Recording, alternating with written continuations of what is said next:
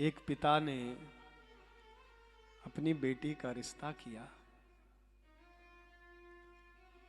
और समधी जी ने कहा, समधी जी आप अपनी बेटी का घर देख लो, विवाह के बाद कहाँ रहेगी, कैसे रहेगी, एक बार आ जाओ। तो बड़े बलपूर्वक कहा, महाराज आओ आओ। तो आ गया।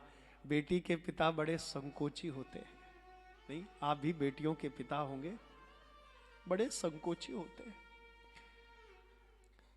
जबकि संकोची तो पिता बेटे के पिता को होना चाहिए।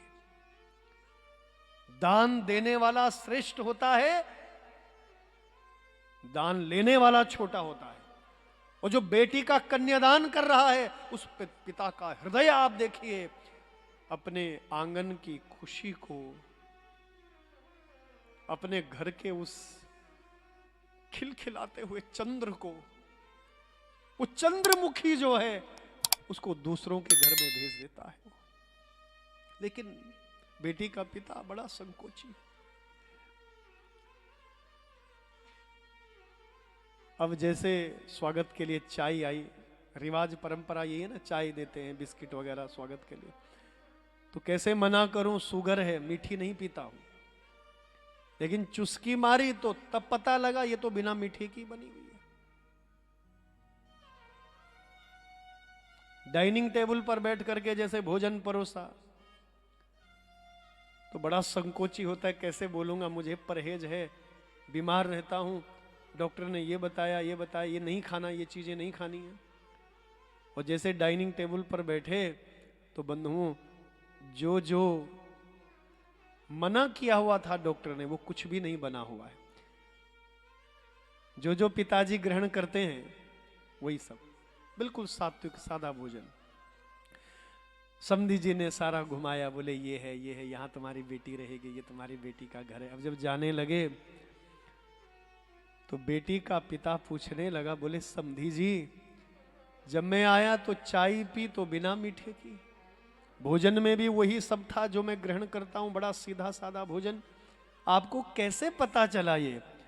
तो समधी जी ने अपने समधी जी को कंठ से लगा करके कहा, समधी जी आपकी बेटी और हमारी होने वाली बहू बड़ी समझदार है।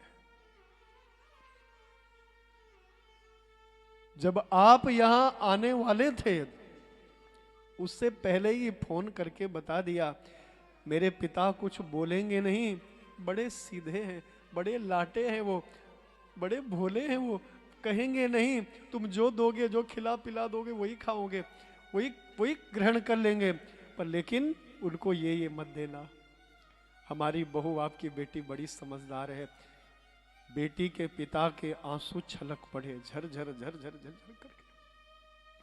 जब घर किसी प्रकार पहुंचा तो अपनी धर्मपत्नी को, सारे परिवार के लोगों को बुलाया।